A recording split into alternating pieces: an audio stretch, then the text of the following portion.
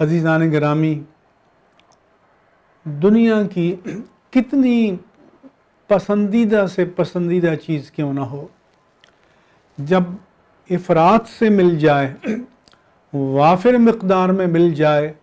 انسان کی طبیعت سیر ہو جاتی ہے، بھر جاتی ہے، اس سے دل اٹھ جاتا ہے۔ لیکن مال میں اللہ تعالیٰ نے ایک ابتلاء، انسانی ابتلاء کے لیے ایک خرابی رکھی ہے کہ جتنا زیادہ مال ملے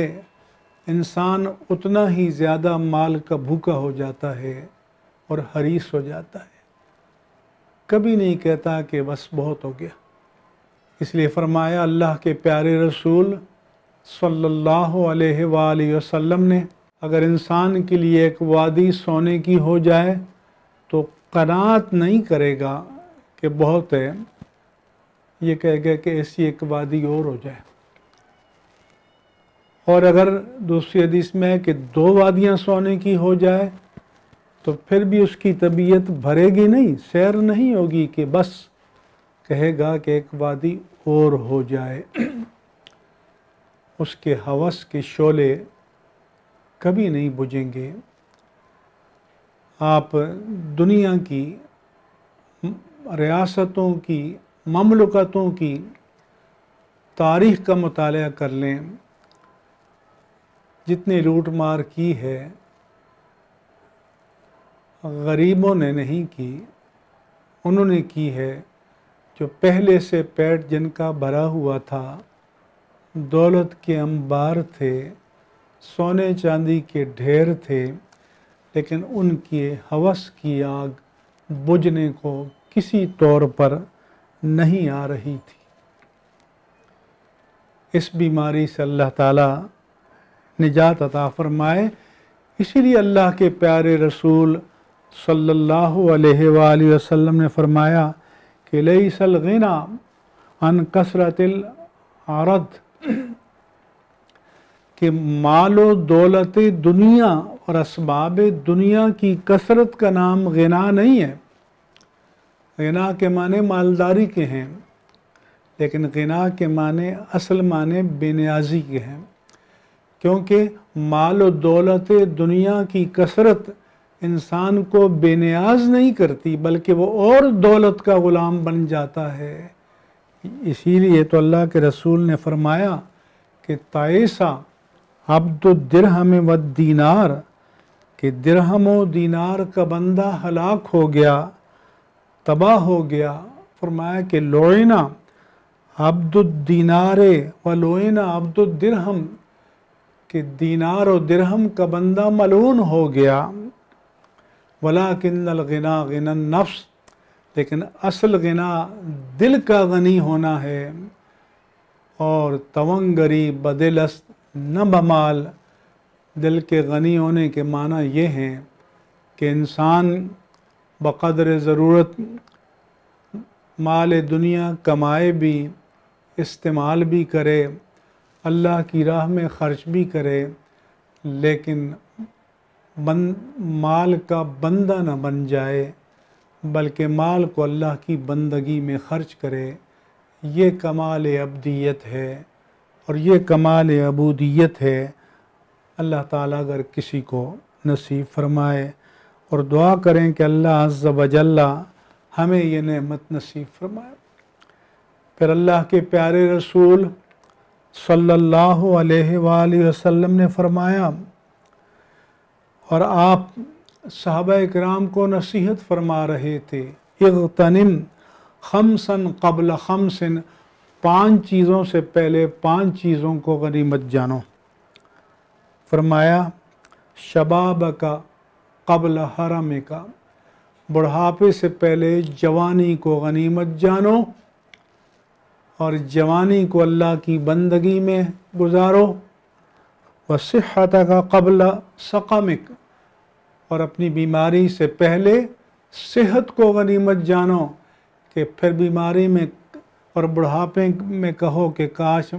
میں نے یہ کر لیا ہوتا، میں نے یہ کر لیا ہوتا۔ وغناک قبل فقرک،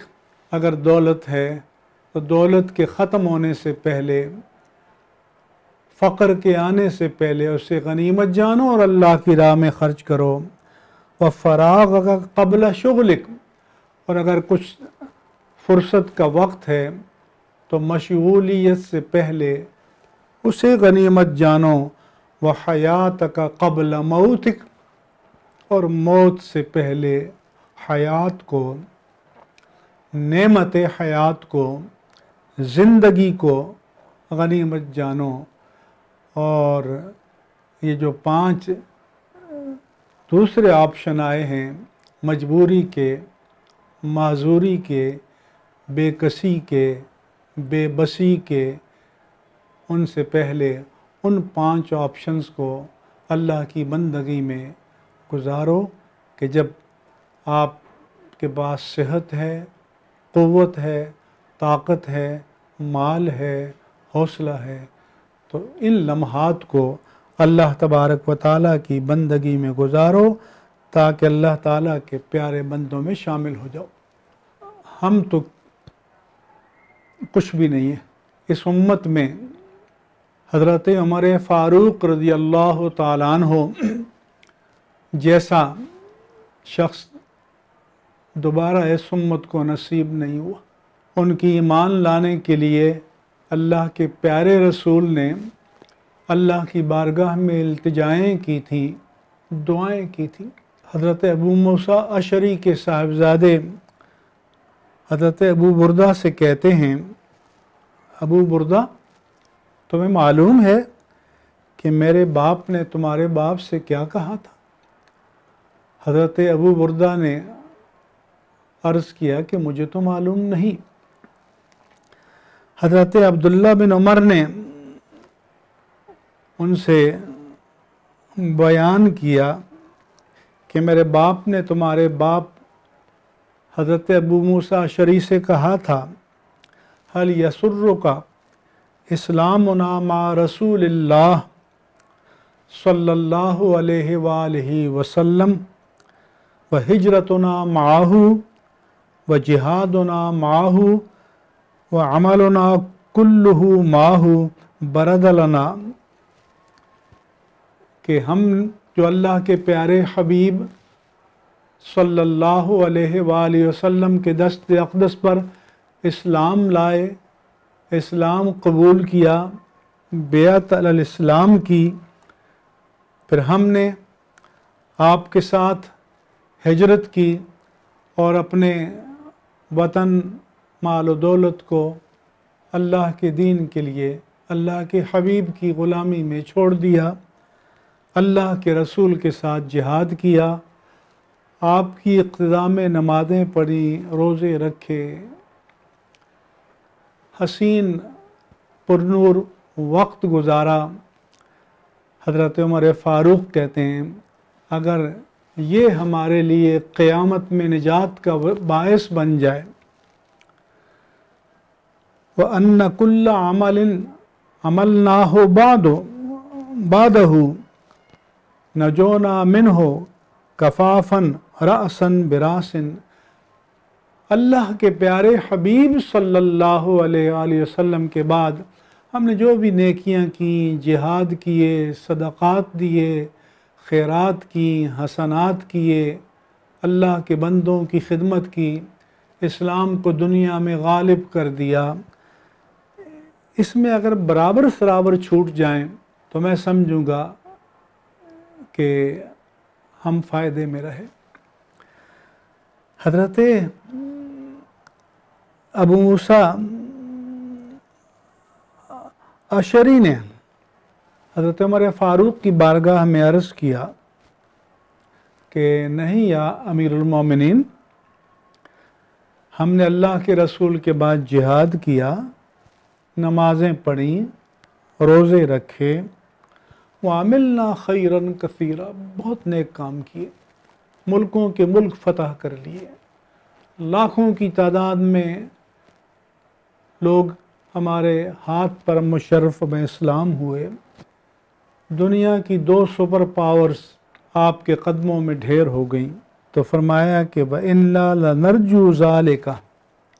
इस पर भी तो हम अजर की उम्मीद रखते हैं। हज़रत उमर फ़ारूक ने حضرت موسیٰ اشعری سے فرمایا لا کنی انا والذی نفس عمر بیدہ، ابو موسیٰ اشعری تم ٹھیک کہتے ہو، لیکن جب میں آخرت کے بارے میں سوچتا ہوں، جب میں اللہ کی بارگاہ میں حساب کتاب کے بارے میں سوچتا ہوں کہ ایک ایک پل کا، ایک ایک سانس کا، ایک ایک پائی کا، ایک ایک لمحے کا حساب لیا جائے گا، تو لوددت، تو میں پھر یہی تمنا کرتا ہوں کہ اللہ کے رسول کے ساتھ جو ہم نے وقت گزارا وہ وسیلہ نجات بن جائے، اور آپ کے بعد جو کچھ بھی ہم اللہ تعالیٰ کے حضور نذرانہ بندگی اور اللہ کے حبیب کے حضور نذرانہ غلامی ہم پیش کر پائے، اس میں اگر برابر سرابر چھوٹ جائیں تو یہ ہمارے لیے کافی ہے۔ فَقُلْتُ إِنَّ أَبَاكَ وَاللَّهِ خَيْرٌ مِّنْ أَبِيهِ، تو پھر ابو موسیٰ اشعری نے حضرت عبداللہ بن عمر کو، حضرت موسیٰ اشعری رضی اللہ عنہ کے صاحبزادے ابو بردہ نے حضرت عبداللہ بن عمر کو جواب دیا رضی اللہ عنہ کو کہ آپ کے باپ میرے باپ سے بڑے تھے، ان کی شان بڑی تھی، ان کا مقام بڑا تھا، ان کا مرتبہ بڑا تھا، اسلام کے لیے ان کی خدمات کثیر ہیں، ان کی شان کے لائق یہی بات تھی۔ لیکن سوچیں تو صحیح کہ حضرت عمر فاروق رضی اللہ تعالیٰ کی جیسے شخص کے دل میں آخرت کا کتنا خوف تھا۔ وہ فرماتے تھے کہ اعمل لدنیا کا کانک لا تموت ابدا واعمل لآخرتک کانک تموت غدا، کہ جب دنیا کا کام کرو اس انہماک سے کرو کہ گویا تم نے یہیں رہنا ہے، لیکن جب آخرت کا کام کرو، نماز کی طرف آؤ، اللہ کی بندگی کی طرف آؤ، تو پھر سمجھو کہ یہ میری آخری نماز ہے، کل مر جانا ہے۔ اس انہماک سے، حضوری قلب سے اللہ تعالیٰ کی بندگی کرو، اللہ کی عبادت کرو۔ برادران اسلام و عزیزان گرامی، یہ چند گزارشات میں نے پیش کی کہ ہمیں اس دنیا میں رہتے ہوئے جو بھی اللہ تعالیٰ نے ہمیں صحت عطا کی ہے، فرصت عطا کی ہے، مال و دولت دنیا سے نوازا ہے اور نعمتیں عطا کی ہیں، ان کو غنیمت جان کر اللہ کی بندگی میں ہمیں خرچ کرنا چاہیے کہ کل ندامت کا سامنا کرنا نہ پڑے، کل پچھتانا نہ پڑے۔ میری دعا ہے اللہ عز و جل سبحانہ و تعالی مجھے اور آپ ہم سب کو اپنی بارگاہ عالی میں اور اپنے حبیب مکرم صلی اللہ علیہ وآلہ وسلم کی بارگاہ میں سرخروئی عطا فرمائے، آمین یا رب العالمین بجاہ سید المرسلین، وآخر دعوانا ان الحمد للہ رب العالمین۔